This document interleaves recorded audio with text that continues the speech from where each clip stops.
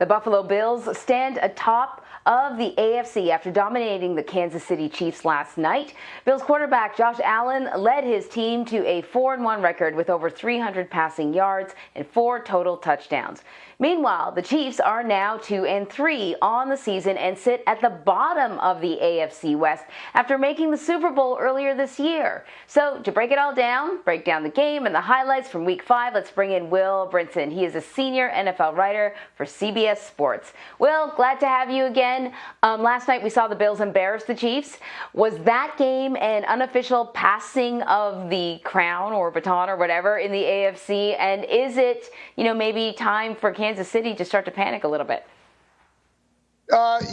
Maybe and maybe, I think, are the answers to those. And by the way, thanks to Mother Nature for the nice 45-minute halftime delay that caused us to have football yesterday for 17 consecutive hours. I cannot believe that this is a thing I'm complaining about. I should be saying, yay, football, 17 hours. But I have a 7-year-old at home, and he gets up very early on Mondays. At any rate, I think there is definitely sort of a bad boy Pistons, Michael Jordan kind of vibe to this Bills-Chiefs game. We saw the Ravens previously beat the Chiefs, and the Bills, they kind of needed to go in and do this, to say, we can beat this team. We can overcome Patrick Mahomes. We are capable of doing this. Because don't forget, not only is it like a Josh Allen Mahomes thing, but Sean McDermott, the coach of the Bills, was actually fired by Andy Reid back in the early portion of the 2010s as his defensive coordinator when Andy Reid was in Philadelphia, ironically replaced by, or not ironically, but replaced by an offensive line coach. And so I think the entirety of this organization needed this, to go in there and kind of punch the big guy in the face and say, hey, we can win this game. And man, they looked awesome. Their defense is playing really good football. And that's the difference between the Bills and the Chiefs right now. Buffalo, great offense, very good defense. Kansas City, great offense, very bad defense, very bad defense. And yes, they should be worried because the Chargers look awesome. The Raiders and Broncos are still hanging around, and the Chiefs have an uphill climb to make if they want to have a bye in the playoffs. All right, let's stay in the AFC, Will, and talk about the Los Angeles Chargers, who you just mentioned, edging out the Cleveland Browns in a shootout to become 4-1. Some people are calling it the game of the season so far. Are the Chargers a Super Bowl contender? Oh, yeah. Well, I mean, look, as a lifelong, since 2004, Chargers fan, some bad things are going to happen to the Chargers along the way. But I'll tell you what makes this Chargers team a little bit different than normal Chargers teams.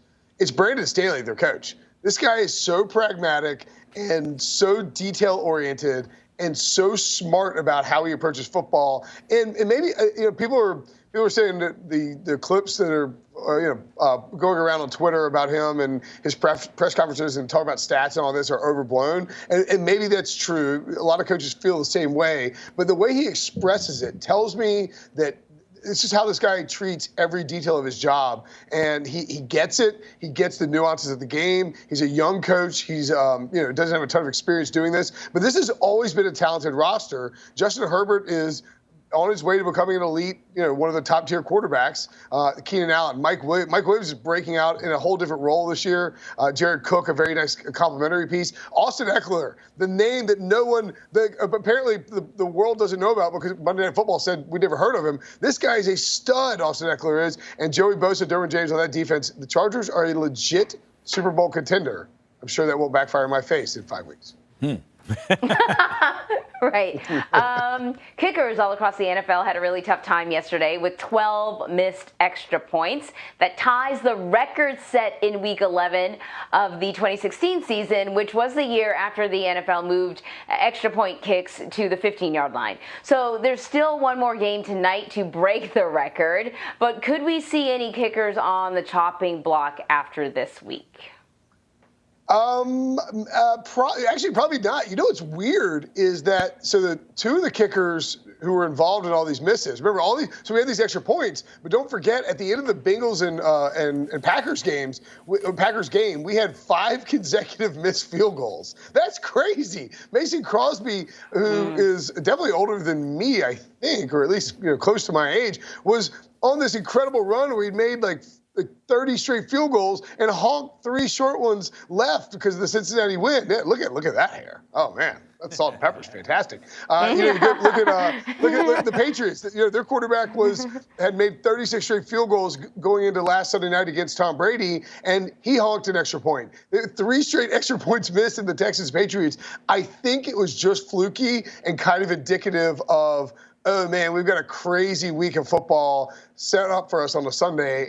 So I think it's just a fluke, but let's all prepare to pop some champagne bottles when somebody misses one tonight. All right.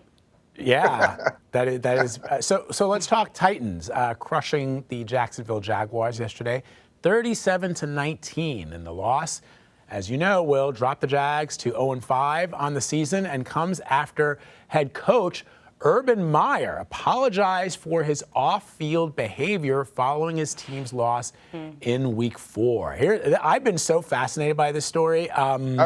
Just because you hear things and you read things, and that the team has lost confidence in Coach Meyer. What are you hearing about that? And will Coach Meyer make it to the end of the season? Isn't it funny how Urban Meyer has transformed the Jacksonville Jaguars into a big national story? I mean, I know, CBSN isn't camping out in front of TIAA Bank Stadium or whatever for his press conferences, but if this was Joe Smith, for whatever reason, it's not as big a deal. So remember. All these things, Vlad, that you were talking about with with the lack of confidence, with the concerns, with the players, bothered by Urban Meyer and all this stuff. This stuff was happening before the off-the-field issue with Urban at his restaurant in Ohio, when he decided not to. And if you ask anybody in football, and you can say it's not a big deal or it's overblown, whatever. If you ask anybody in football, have they ever heard of the head coach of an NFL team not flying back to the team's home location with the team after a loss to drop them to 0-4? That is unheard of. And Urban stayed in Ohio under the auspices of he was going to go visit his grandchildren and see his grandchildren. And then this video pops up of him at the steakhouse, at his steakhouse, with off-field things happening. And his wife is meanwhile tweeting pictures of her giving her grandkids a bath. It's a terrible look, and there is inherently for any football coach and a football team or any a CEO in a business, there's a level of trust that you expect, that you have to believe that the leader of your team, the leader of your business, the leader of your company is doing things to help you. And if Urban Meyer is doing that, he's not working to make 0-4 not happen. So yes, this has snowball potential written all over it if they continue to lose. And I think he'll last the entire season, but I think that will probably be out of pride and principle more than anything else. Las Vegas Raiders head coach John Gruden landed himself in some hot water last week for using racist imagery in a 2011 email. So what's the latest on that? How is the NFL reacting? Yeah, so this was an email that he sent in 2011 when he was working for ESPN as one of the broadcasters of Monday Night Football.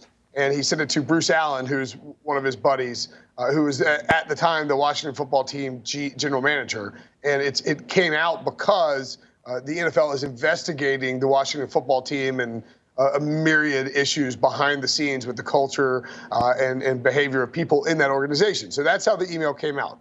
He was discussing the head of the union, DeMar Smith, and he used look, I'm from the South. What he said in that email is wildly inappropriate, and to me felt very clear in what its intentions were. John Gruden has come out and said that, given the standard apology, I will say that multiple people, especially last night on Sunday Night Football, Mike Tirico before the game and at halftime, and Tony Dungy did the same, came to John Gruden's defense.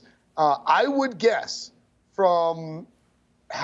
just based on how I think this will play out, I would guess that he is ultimately not suspended. And the reason behind that is because in 2011, again, he was not working for the NFL or for an NFL team when he sent this email. We think of John Gruden as somebody who's just always part of the NFL, but he had a massive 7 to 10 year break between coaching football teams where he was a broadcaster and not actually part of the league, so to speak. So I think that will probably be whatever excuse the league needs not to punish him. And I would guess that the Raiders, who gave him a 10-year, $100 million contract, will also decline to suspend John Gruden. All right, we'll see what happens. Will, my friend, always good to see you. Thank you very much. Thanks, guys. Have a great day. You too.